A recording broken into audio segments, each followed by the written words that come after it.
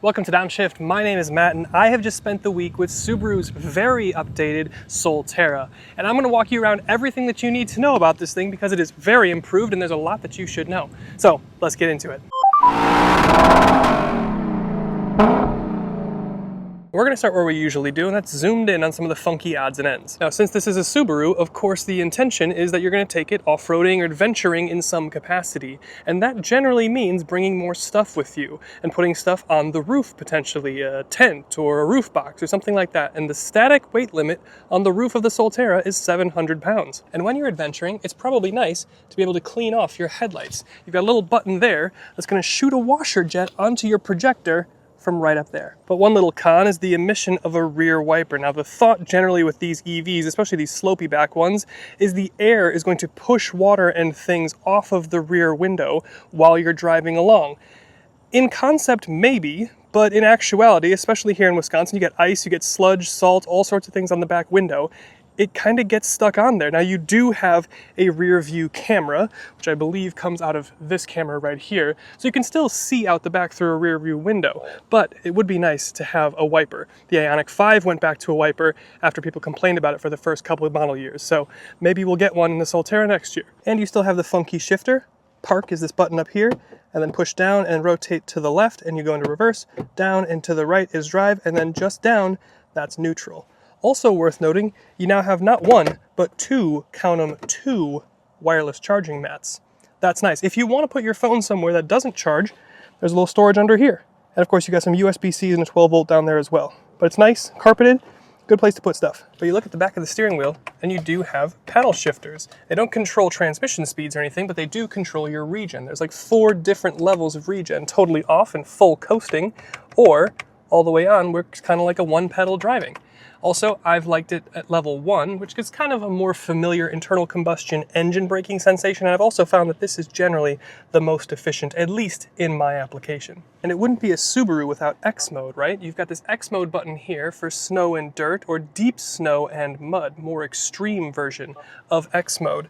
Now this is a nice 4x4 system. It's not your conventional all-wheel drive system like you'd see in internal combustion Subarus. It's still open diffs, there's no locker, but it is a brake vectoring and kind of software mapping to control wheel torque if you are going to get a little bit adventurous off the road. But one thing that is interesting is you don't have a glove box here. You've got additional storage down here and in your center console and other places like that, but there's no conventional glove box right here. You see this kind of like textile wrapping down here? Well, that's because this functions as a radiant heater to emanate heat from the drivetrain into the cabin to make it a little bit more efficient. And you even have one underneath your steering column here. It's again, to make things a little bit more efficient, make better use of the battery in colder conditions that we generally experience here in Wisconsin. And one of the interesting things is they did move the charge door. We'll talk about that a little bit more, but you do have the NACS port here, or the Tesla port, you might say. And the car obviously comes with a charger, but the charger as base is like this. It's the J1772, so it comes with an adapter, with a NACS adapter, which is just kind of funny that the car is sold with the old style plug and an adapter rather than just a straight up NACS port. Interesting. All right, but with all those little things covered, let's zoom back out and talk about what this is and what it competes against. Now, this is Subaru's compact electric crossover. You can kind of think of it maybe more or less as an electric Forester, and as such, it competes against things like Hyundai's brilliant IOniq 5, Kia's very good EV6, and Honda's Prologue. And we'll talk a little bit more about how it stacks up later in the video. But our 2026 model year is actually a pretty big deal. You can think of it as either an extreme facelift or maybe even a second generation. You've got new styling up front, your interior has been updated, and a lot of the battery and motor and some of the things going on under the skin have been pretty improved for this year. And again, we'll talk more about that as we go along. But then in terms of motors and performance, now you get dual motor all-wheel drive as standard. They call it their still esymmetrical all-wheel drive. But with all-wheel drive and our XT, which is the big power one, you're looking at 338 horsepower. It's 233 horsepower if you don't go for the XT. And 323 pound-feet of torque in our XT here. 0 to 60 then is good for the mid 4 seconds, which makes it the quickest Subi that's ever subied. Then we're back over here to talk about the battery, the range, and the charging experience. Now, like I mentioned, they have moved the charge port over here to the front passenger side fender. The battery itself is 75 kilowatt hours, and they say it's good for about 278 miles of range, 288 when not on our big touring wheels. We did our Lakeshore Loop fuel economy test and came back with a very, very impressive 4.5 miles per kilowatt hour, which would translate to 337 miles on a full charge. Now, that test generally flatters cars, so we always do our 75-mile-an-hour highway test to even things out, and that came back at 3.1 miles per kilowatt hour. Obviously, EVs aren't quite as happy on the highway at 75 miles an hour, but that's why we do the test. And then you've got a real-world range, if you're just going to do highway at 75, of 233 miles. So somewhere between 233 and 337. I know it's a big gap, but somewhere in there is what you're really going to get. But the point is that 233 even on the highway is, I think, more range than it was even getting last year. This whole car, the whole package, is 26% more efficient than it was last year. And when it comes to charging, as we said, we've got the NACS port, so you should be able to charge at basically any charger that you can find, as long as you've got the right adapter. And it will charge relatively quickly. 150 kilowatts on a DC fast charger, that means 10 to 80% in about 30 minutes. Or on a level 2, you can charge up to 11 kilowatts. That's good for about flat to full in about 7 hours, but that's a huge improvement from the 6.6 kilowatts that it was charging on a level 2 last year. So you've got more battery, more range, and faster charging. This is all huge improvements for the Solterra this year. Go into power mode. There's no sport mode, but you have power mode. Oh! Front wheel drive burnouts, for sure, which actually leads me to an interesting point. Now, we've got the XT, which means we've got the big power one. We've got a bigger front motor on the front, actually, which led as the weight transferred to the back of the car as we launched there, that motor was struggling for traction a little bit because it's got more power up there. So, front wheel drive burnout is the result. Driving this thing, I have not driven it in power mode much. I've mostly driven it in eco mode, which I assume probably most people are going to do. Maybe in normal mode. You've got eco, power, and normal mode. And in eco mode, it's just kind of nice. I mean, the ride is nice and smooth. The steering is actually a little bit heavier than I was expecting, which is not to say it's heavy or cumbersome. It actually feels a little bit better than I was expecting. We've had some really light steering on test cars recently, so this actually feels a little bit more natural. But like I said, the ride is a little bit floaty, but in a comfortable and not a sloppy way. It's not a sports car though. Even with the XT and the bigger power, it's not a sports car. We've got, kind of eco-friendly or range-friendly tires on here, so it's not a sports car, but it still handles itself pretty well. And from where I'm sitting, it all feels pretty natural. I've got a nice low dash. The visibility out front is great. Nice big side mirrors. I've got, our digital rear view mirror in case the back window gets a little gunked up, but it just feels kind of natural driving this thing. I guess the only con that I've experienced that I can objectively talk about behind the wheel of Solterra this week is on the highway, it does feel like it's missing a layer of sound insulation. It's pretty loud on the highway. I do hear a lot of, wind noise and tire noise and especially noise from other cars coming in. So an additional layer of sound deadening might help in future model years, but I mean, that's a fairly small nitpick, and if you've got, your AC blowing or your fan blowing pretty hard, and if you've got music playing, you might not even notice it. So that is to say, behind the wheel, it's pretty nice. But then when it comes to styling, another huge improvement for the Solterra this year takes place up front, at least in my opinion. You've got a totally new face up front. Our tester is wrapped in Harbor Mist Gray Pearl, which is a nice, tasteful color. And you've got the new grille-less look. You've got a light-up Subaru logo in the front, and you've got 6-beam LED runners with a projector. The wheel arch cladding is a lot still, but at least it's painted and a little bit more tasteful, I would say. It certainly looks a little bit more premium. You can get it body colored on black or white, or I think maybe gray. And then around the side, you've got 18 to 20 inch wheels depending on spec, and you've got a two-tone roof option. It is still the slopey coupe-shaped roof line, which makes it a little bit more slippery and aerodynamic and gets you better range, but it's a more familiar rear design with a dual spoiler around back. But overall, I like the new face of the Solterra. So leave it down in the comments what you think, and also maybe what you think about these wheel arches. But when it comes to cargo practicality, we're not going to get a frunk in here. And to be honest, I'm kind of okay with that, and here's why. So we'll open the rear gate, It is powered. Of course, you've got kick gesture on your higher trims, I believe.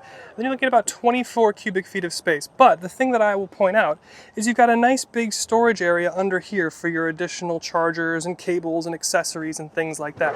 You can even take out this whole thing and lower the trunk floor if you really, really want to, which is nice and practical, except for when it does this and you're trying to film. Anyway, you still do have some pretty nice handy touches. You've got a household outlet out here with 1.5 kilowatts of power. You've got your AC inverter here, 120 volt turns that on. It's nice. You've got some grocery bag hangers back here and some tie downs baked in back here. You've got your Harman Kardon subwoofer, and then you can drop the seats 60-40, and then you're looking at about 64 cubic feet of space. It's not the biggest, but it's certainly not the smallest either. So I think it's a pretty practical trunk, even if you don't have a frunk. And if you want to tow with your Solterra, you can tow up to 1,500 pounds. It's not too bad. And we'll check out the rear seats as we move up the cabin.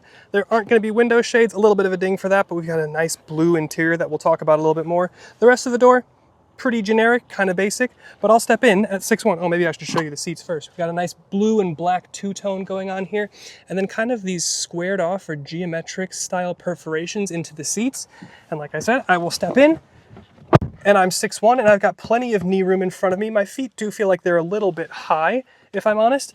The rear seat in the IOniq 5 feels a little bit more natural and maybe even a little bit bigger.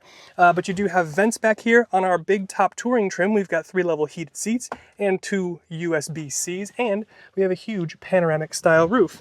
And next to us, we've got an armrest with a little phone cubby and 2 cup holders. And we'll head up the cabin even further to talk about the front seats. You do have 2-person memory, which is a nice touch. Of course, fully powered controlled seats. Nice blue detailing with the little stitch down here in the center, and the same kind of nice synthetic. This is the genuine leather or the premium leather that you get on the top touring trim. Otherwise, you can get StarTex. But you've got 3-level heated seats, 3-level cooled seats, and a heated steering wheel, even this square steering wheel here. And you've got the climate concierge type feature where you can leave it on auto and then let the car figure out based on the ambient temperature if you want a warmer bottom or a cooler bottom. The seats themselves, really pretty comfortable. I do like this leather. It feels pretty high quality, and it's a nice natural seating position, so I got no problems. And then generally the cabin experience is actually pretty impressive. It does certainly feel very Toyota, from the squared off steering wheel that looks like it was taken off the Prius and then squared off, to your center screen, which we'll talk about in a minute, but it's very Lexus indeed. And even some of the materials, like the center armrest, certainly feels like the armrest that was in the last Lexus RX that we tested. But here, even though you don't have a conventional glove box, you still have pretty decent storage into your center console and into your door bins. We do have some nice vivid ambient light that gets pretty bright and adds a little bit of character here. And overall, the interior is fairly ergonomic. There's a place to put your phone, wallet, keys, there's a place for your water bottle that's not in the way, and it just kind of works pretty well. But then zoomed in closer on technology, now you got a lot of stuff here. We've got this kind of head-up display / cluster thing that we've seen in some of the more recent Priuses and BZ4Xs and things like that. Of course, it's here in the Solterra as well, but with this steering wheel being more squared off on the top, it actually works pretty well. Now, I will say, you've got it's really Toyota Safety Sense 3.0, but they call it Starlink, your driver assist suite. It's got the eyeball watcher, so when I grab my hand up here, it does get a little bit fussy that it can't see my eyes, so I get a lot of these warnings up here. Also, the eyeball watcher is a little bit aggressive. You watch, a cow as you're driving by, and it'll yell at you to keep your eyes on the road. I guess it's a sensible thing, but overall, it's a decent autopilot or driver assist system. It's not going to do anything crazy like auto lane change for you, but it works fairly well, especially when the weather is nice and bright and sunny. But anyway, moving on to your big 14-inch center screen. I believe this is the biggest screen ever fitted in a Subaru. And obviously, as you can tell, it's very, very reminiscent of Toyotas and Lexuses. And even with these dials here that are kind of baked into the screen with this little kind of graphic orientation, this feels incredibly Lexus. And again, some of the materials and some of the colors and everything, it does feel Lexus, and that is certainly a compliment, especially when it's wearing a Subaru badge. Now, obviously your climate stuff is kind of always down here. You've got little shortcut buttons for driver assist controls and other little things to control about the car, but you've got wireless Apple CarPlay, Android Auto, you've got a digital rear view mirror, as we talked about before, flick it into reverse, and you've got really nice 360 cameras. And as you back up, the car will fill in what you drove over. So this is certainly helpful if you're off-roading and you want to see what you're driving over so you don't high center the car or run into any additional rocks and things. The software itself, it's nice and snappy. I think dual Bluetooth connection, over-the-air updates. I got no problems with the tech suite on this Solterra. Hey guys, real quick, Matt here. Just wanted to say I hope you've been enjoying the video. If you have, would really appreciate you hitting that subscribe button. I know it doesn't seem like a big deal, but it does go a long way in helping us get access to cars sooner and get access to manufacturer engineers so we can get more information on the cars and get you more information so you can make better decisions. So would really appreciate you hitting that subscribe, like, comment, the whole YouTube thing. But with that, let's get back to the video. Into power mode. Solterra. Front wheel drive burnout, a little bit of torque steer. I'm gonna go out of power mode because it's really not what this car is about.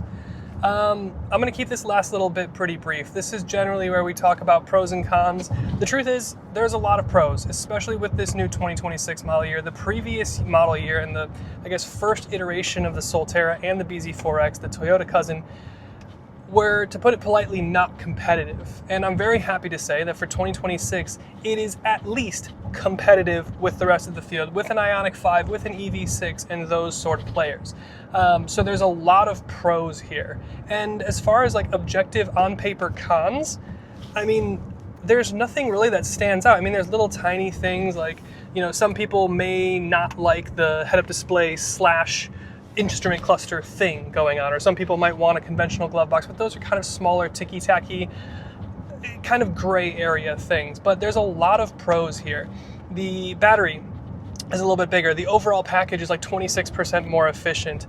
It charges faster than it did before. It is all around just a more comprehensive, more robust, more complete, and much more competitive product. So in the past, when we've had IOniq 5s or, you know, EV6s and things like that, we haven't even mentioned the Solterra or the BZ4X because it just wasn't competitive. And now it truly feels like it is. It's got all the tech that I would want to see. It's got plenty of space in the back seat, plenty of space in the trunk, and now with a lot of the improvements under the skin, this certainly feels, I think they're maybe marketing it as like a mid-cycle refresh, but it feels like a new generation. This is such a, you know, substantial step forward. This is a paradigm shift within the Solterra life cycle, you might be able to say.